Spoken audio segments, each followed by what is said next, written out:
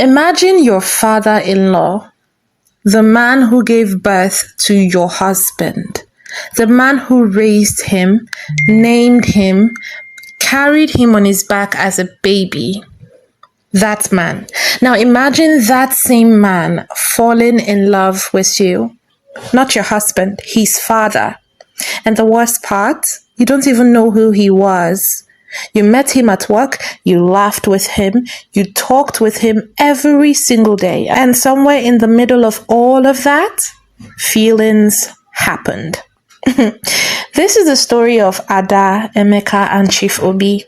And trust me, by the end of this video, you will have a lot to say. Stay with me. You're the kind of woman I like, Ada. What do you mean, sir? I mean, I like you. I'm sorry, but I don't think that's appropriate, sir. Let me put joy into your life, Ada. Give me a chance, please. I promise I mean no harm. Sir, don't do that, please. I'm a married woman. Oh my goodness, you're married? Yes, sir. I'm so sorry. I had no idea. I'm married to the son of the owner of this company. If this gets out, we'd be in big trouble. I'll be in big trouble. The son to the owner of this company? Yes, Emeka Obi, the son to Chief Obi. I am his wife. You're my son's wife? Emeka Obi is your son. I am Chief Obi, the owner of the company. Chief Obi Chukwuemeka Sr. did not build his wealth by accident. He built it the way you build anything that lasts. With his hands, with his time, with years of waking before sunrise and sleeping after midnight, and saying no to comfort until comfort had no choice but to follow him home. He started with a small logistics company in the early 90s. 3 trucks, 2 drivers, and 1 office the size of a large wardrobe. By the time his hair started going grey at the temples, that company had become one of the most respected freight and supply chains in the southeast. He had offices in Lagos, Abuja, and Port Harcourt. His name opened doors. His phone never stopped ringing. He was also a widower. His wife, Ngozi, had passed 8 years ago from an illness that moved faster than any of them could track. She left him with 1 child, a son, Emeka. Emeka was, objectively, the most handsome man in any room he entered.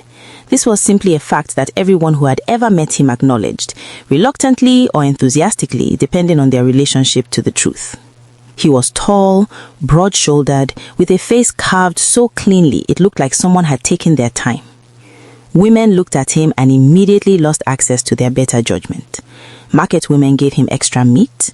Lecturers had passed him in courses he had never attended.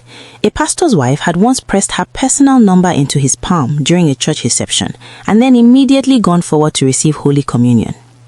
The problem was that Emeka knew all of this. He had always known it.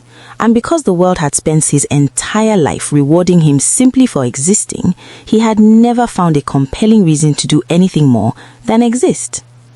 He did not work, he did not save, he moved between women the way other people moved between television channels, restlessly, without guilt, always searching for something new. He was 31 years old and had held 7 jobs in 4 years, leaving each one the moment boredom arrived or a woman with a nice apartment offered him somewhere better to be. Chief Obi had tried everything. He had shouted, then stopped shouting. He had threatened, then stopped threatening. He had finally settled on the one strategy he believed might actually work. He kept Emeka completely out of his money and his company. Emeka lived in a house his father had built and paid the bills on, but beyond that, he was on his own. Chief Obi told him plainly, in front of witnesses, that the company would never go to him in his current condition. He would wait. He would wait until Emeka had a son of his own, and then he would hand the company directly to that grandson and let Emeka explain to his own child why grandfather trusted a baby more than his father. Emeka literally shrugged. He had 4 women who sent him money that month alone, and one who had just offered to put him on her payroll as a consultant. Hunger was not a concept he was familiar with. It was Chief Obi's eldest brother, Uncle Ignatius, who finally said what needed to be said at a quiet dinner in December. "Brother, find this boy a wife, a serious wife, not one of these city girls who would join him in his nonsense. Find him a village girl, a girl who knows how to walk. The table agreed. Even Chief Obi, who had not agreed with anything about Emeka in 3 years, agreed with this. She must be pretty, Chief Obi said, because he knew his son. If she is not pretty, he will not take her seriously. Pretty and hardworking, those ones still exist. They found Ada 3 months later through a network of family connections that stretched back to a town in Anambra, where Chief Obi's late wife had grown up. Ada Eze Obiora, 26 years old, quietly beautiful in the way that does not announce itself, but stays with you long after you have left the room. She had finished her HND in business administration, had been working in a small accounting firm in Onitsha, and by every account, she was the kind of woman who showed up early, stayed late, and never complained about either. The family presented her to Emeka on a Sunday afternoon. He looked at her for approximately 4 seconds, said, "She's fine," and agreed to the marriage with the same energy he would use to agree to a different flavor of ice cream. Ada, for her part, was quietly hopeful. Emeka was extraordinarily handsome, the family was respected, and the prospect of starting a life in Lagos felt like a door opening onto something large and bright. She said yes. Chief Obi was in Abuja for a major contract signing the week the introductions happened. He reviewed the photographs his brother sent, saw a beautiful young woman smiling politely to the camera, and trusted his family to handle the rest. Before he left the country for a brief business trip, he arranged for a decent position to be ready for Ada when she arrived. He did not want his daughter-in-law at the mercy of Emeka's moods and missing contributions. She would have her own income, her own dignity. Ada arrived in Lagos on a Tuesday with 2 suitcases, a box of her mother's cooking spices, and enough hope to fill the 3rd bedroom she had already decided to turn into something lovely. The house Emeka lived in was beautiful. Chief Obi had made sure of that. A clean, detached bungalow in a quiet estate in Lekki with good water and reliable electricity. She walked through it on her first day and saw exactly what it could be with the right hands. So she used hers. Within 2 weeks, the curtains had been changed, the kitchen was stocked, there were plants on the veranda, and the smell of properly cooked food had replaced the previous atmosphere of noodles and carelessness. Ada cleaned, organized, cooked, and worked. She was also deeply, quietly, steadily miserable. Emeka came home at 2 in the morning on their 3rd night as married couples. He smelt of cigarette smoke and a perfume that was absolutely not his. Ada said nothing. She heated his food, set it on the table, and went back to bed. By the 3rd week, he had introduced her to 3 cousins who each stayed the night in the guest room. The cousins wore very small dresses, had very loud laughs, and left earrings and hair ties behind them like souvenirs. Ada washed the guest bed sheets and said nothing.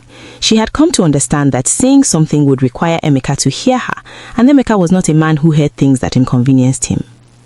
She reported to her new job on the first Monday with her hair neat and her document file under her arm. The office was large, busy, and professional. Her manager was a brisk, efficient woman named Mrs. Otieno, who showed her to her desk, explained her responsibilities, and told her that the owner of the company was a serious man who expected serious work. Ada nodded and got to work. She was good at the work. She was better than good. By the end of her 2nd week, Mrs. Otieno had given her 2 additional responsibilities and told her quietly that she had never seen a new staff member pick things up that quickly. Ada smiled and said thank you and went back to her screen. It was on a Thursday afternoon, 3 weeks after Ada had started, that Chief Obi walked through the office floor. He did this occasionally, a walk through the floor, greetings to his staff, a quiet check on the atmosphere of a place he had built. He was wearing a deep navy kaftan, shoes that were clearly expensive without trying to be, and he walked the way men walk when they have spent years being the most senior person in every room they enter. Unhurried, certain. He was halfway down the 2nd row of desks when he saw her. Ada was bent over a printed spreadsheet, pen in hand, cross-referencing numbers against her screen. She had not heard him come in. She was frowning slightly at the page, the kind of frown that meant concentration rather than confusion, and the late afternoon light from the window behind her desk was doing something very specific to her face. Chief Obi stopped working. He stood there for a moment, just watching her work. Chief Obi nodded slowly. He straightened his kaftan and walked over. "Good afternoon," he said. Ada looked up. She saw the navy kaftan first, then the shoes, then the face. She was on her feet in approximately 1 second. "Good afternoon, sir. Good afternoon, sir." She said it twice because she was the kind of person who repeated herself when caught off guard. At ease, he said, and he said it warmly, with a small smile. I am just doing my rounds. How are you settling in? Very well, sir, very well. The work is interesting and everyone has been very kind. He looked at her. She looked tired around the eyes. Not lazy tired, but the other kind. The kind that sleep does not fix. He noticed it and filed it away. Good. My door is always open if you need anything. Thank you, sir. He moved on. But he came back. Not that day, but the next week he walked past her desk twice. The week after, 3 times. Each time he stopped for a few words. How is the work? Have you found your way around the city? Is the commute manageable? She answered each question with the same composed politeness, and he kept walking. But he always felt slightly more settled afterward, in a way he did not examine. One afternoon, he found her eating lunch at her desk, a small container of rice she had clearly brought from home, and he pulled up the empty chair beside her without asking, and sat down. Why are you eating here? He asked. I don't always know where to go, sir, she said. I am still learning the area. You have been here 6 weeks. Yes, sir. You are clearly a stubborn learner. Ada looked at him and then laughed, a real laugh, sudden and unguarded, and he felt something shift slightly in the room. They talked for 40 minutes that afternoon. He learned that she was from Anambra, that she had 3 younger siblings, that she had always wanted to work in supply chain logistics because she liked the idea of things going where they were supposed to go. He told her that was the finest reason he had ever heard for entering the industry, and she called him a liar, and he laughed so hard his reading glasses nearly fell out of his pocket. When he stood up to leave, she said, Sir, can I say something? Of course. You are very well dressed. You look very young I imagine you must be quite senior in age, sir, but you don't look it. Chief Obi threw his head back. I am a Gen Z papa, my dear, 100%. Ada put her head on her desk and laughed until her shoulders shook. It was the most relaxed she had looked in months, and they both knew it, though only one of them understood why. The following week, he found her standing at her window staring out to nothing, with an expression on her face that a person only gets when they are very far away from where they are standing. What is it? He asked. Nothing, sir. Just family issues. Your people in the village? She laughed softly. No, sir. Not my parents. What then? She shook her head. I am sorry. I don't want to bother you with it. He reached over and touched her hand, just briefly. The way you touch someone when you want them to know you are present. Whatever it is, he said, it will work itself out. Ada looked at his hand on hers. She did not pull away. She just nodded quietly and looked back out the window, and he stood beside her for a moment before heading back to his office, and neither of them said anything about the fact that his hand had stayed there a little longer than was strictly necessary. It was a Tuesday evening when he said it. Everyone else had gone home. The office was dim and quiet, only the security lights on in the corridor. He had asked her to stay back to review some figures he needed for a morning meeting, and they had been working side by side for an hour, easy and comfortable, the way they had become without ever officially becoming anything. He set down his pen. Ada? She looked up from the document. There is an age difference between us, he said. I am not going to pretend there is not. You are an adult. You are well past 25. And I am a man who knows his own mind. I am telling you that honestly. She went still. Watching you walk into this office every day carrying whatever it is you carry makes me want to take it all away from you. I really like you, genuinely. And then he leaned in and kissed her. Ada was on her feet before the kiss was fully finished, her left hand raised. No, sir, I am married. She held her hand up. The ring was right there, simple gold band, catching the light. Chief Obi stared at the ring. What is your name? He said. His voice changed. Your full name? Ada Emeka Obi. The room went completely silent. Chief Obi sat down slowly. He set his glasses on the desk. He looked at the ring. He looked at her face. He said nothing for a very long time. You are my son's wife. You are Chief Obi? They both stared at each other.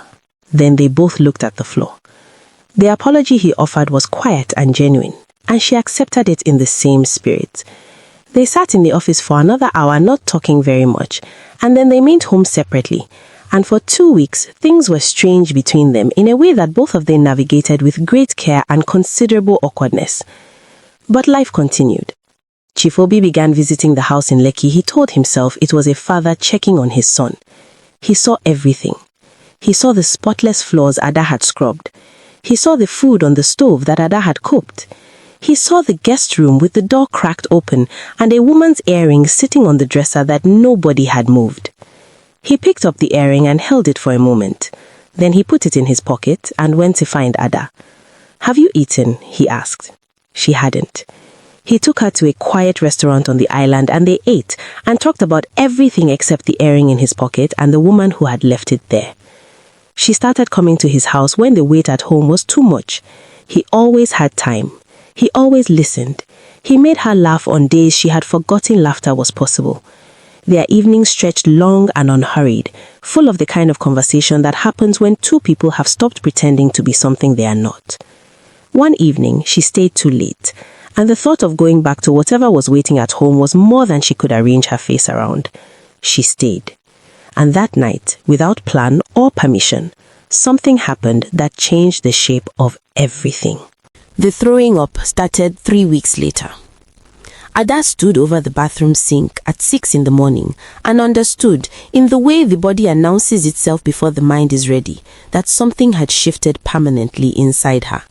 She ate dry crackers, she drank ginger tea, she went to work and sat at her desk and stared at figures that refused to stay still. Emeka noticed only that the soup tasted wrong. "You didn't add enough crayfish," he said, pushing the bowl away. "I'm not feeling well," Ada said. "Go to the clinic," he said, and went back to his phone. She went to the clinic alone on a Wednesday afternoon. She sat in the waiting room between a pregnant woman and an old man with a cough, and she filled her form with her pen and she waited. The result was delivered in a small folded paper that she carried home in her bag and did not open until she was sitting on the edge of the bed in the room she and Emeka technically shared. She sat there for a long time. Emeka began to watch her differently over the following days. He watched the way she moved. He watched the mornings. He gathered his evidence with the dedication of a man who had never applied that level of focus to anything useful in his entire life. And then he made his calls. The sitting room filled up on a Saturday afternoon. Uncles arrived in their cars. Cousins appeared from neighboring estates. The women settled in with a purposeful energy of people expecting a performance. Emeka stood in the center and performed. "This woman has disgraced my family. She has been going behind my back. She has gotten pregnant for another man. I want her out of my house. Today." The room erupted. A woman hissed loudly. An uncle said "Tufiakwa." 2 cousins exchanged looks. Ada sat in the corner near the window and let the noise wash over her. She was not going to perform. She was finished performing. "Who is responsible?" Uncle Ignatius finally demanded, looking directly at her. The room went silent. Chief Obi stood up. He stood up slowly, with the complete calm of a man who has already decided everything and now is simply executing the decision. He straightened his agbada. He looked around the room at every uncle, every cousin, every woman with her wrapper pulled tight, and then he looked at his son. Emeka's face went slack. "This woman," Chief Obi said, and his voice was steady and quiet in the way that made rooms pay attention, "has been cleaning this house alone since the day she arrived. She has cooked in this kitchen alone. She has gone to work every morning while Emeka brought women through that front door and told her they were cousins. Papa, I am speaking." Emeka closed his mouth. "I have watched her carry what no woman should have to carry in her own home. I have watched her say nothing and smile and keep going. And I am standing here now to tell you that I am responsible for this pregnancy." The room did not erupt. The room detonated. Emeka moved forward. His eyes were something frightening. Chief Obi turned to look at him and did not step back, not even slightly. This house you are standing in, I built it. If you take one more step, you will be sleeping tonight with whichever of your cousins has room for you. Think carefully." Emeka stopped. His chest was heaving. His hands were shaking, but he stopped. Chief Obi turned to Ada. The room was watching. Every eye, every held breath. "Ada," he said, "this is not my decision. It is not his. It is not anyone's in this room. It is yours. What do you want?" Ada looked around the sitting room. She looked at the uncle who had called her a disgrace 40 seconds ago. She looked at the cousins who were perfectly willing to treat her as furniture for the past several months. She looked at Emeka, who was standing there vibrating with a fury that had nothing underneath it. Not love, not grief, not even genuine hurt. Just ego, just pride, just a man who was angry that something he never valued was slipping out of his hands. Then she looked at Chief Obi, who was standing still, who was looking at her with no performance in his face at all, just waiting, just watching her with the same attention he had always given her from the day he pulled a chair beside her lunch container and sat uninvited. Ada stood up. She wiped her face with the back of her hand. She walked across the room and stood beside him. The eruption that followed was spectacular. Emeka shouted things in 3 languages. An auntie knocked over her cup of water. Uncle Ignatius said, "Chineke mi," 3 times in a row with increasing volume. Chief Obi raised one hand. The room quieted. "Emeka," he said, "I have given you every opportunity to be a man. Everyone. You have looked at every single opportunity and chosen differently. That is your right. But I will no longer organize my life around waiting for you." He looked at the room. "I will be taking Ada as my wife properly. I will do everything the traditional way, everything the right way, and everyone in this room is welcome to be part of that or not. The choice is yours." Then he took Ada's hand and they walked out of the house together. 3 weeks later, Ada is sitting in Chief Obi's living room in the early evening. The house is warm and quiet. There is food in her stomach and sleep in her eyes, the good kind of sleep, the kind that comes when the body is no longer braced for something. She is reading. She has her legs tucked under her on the sofa. The television is on but muted. Outside, the estate is going about its evening business, and inside, for the first time since she arrived in this city, everything is still. Chief Obi comes through the door at 6:30. He's wearing his work clothes, a well-cut suit, tie slightly loosened by the end of the day. He set his briefcase down. He sees her on the sofa. He smiles before he can stop himself, which is a thing that has been happening to him more and more recently. He sits beside her. He puts his hand gently on her stomach. He just holds it there. "You know," Ada said, looking at his hand, "none of this was supposed to happen this way." He looked at her. "And yet, here we are." Ada laughed. It was the laugh he first heard over lunch in that office. Sudden, unguarded, completely real. She leant into him and he put his arm around her, and they stayed like that while the evening settled around them. There's an old truth that runs through every family, every village, every generation that has ever watched a good thing be wasted. A man who does not know the value of what is in his hands will not lose it slowly. He will lose it completely, and he will lose it to someone who recognized it from the very first moment. Emeka had everything a man could ask for: a devoted wife, a clean home, a future that was still willing to include him, and he treated all of it as furniture, as background, as things that would simply remain because they had no choice. But people always have a choice. The tragedy is not that Ada chose differently. The tragedy is that she had to.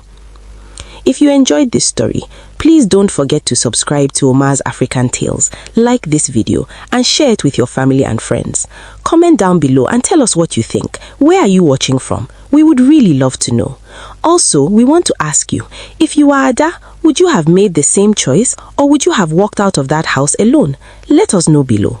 Until next time, stay warm, stay wise, and never let anyone make you feel invisible in your own home. Goodbye.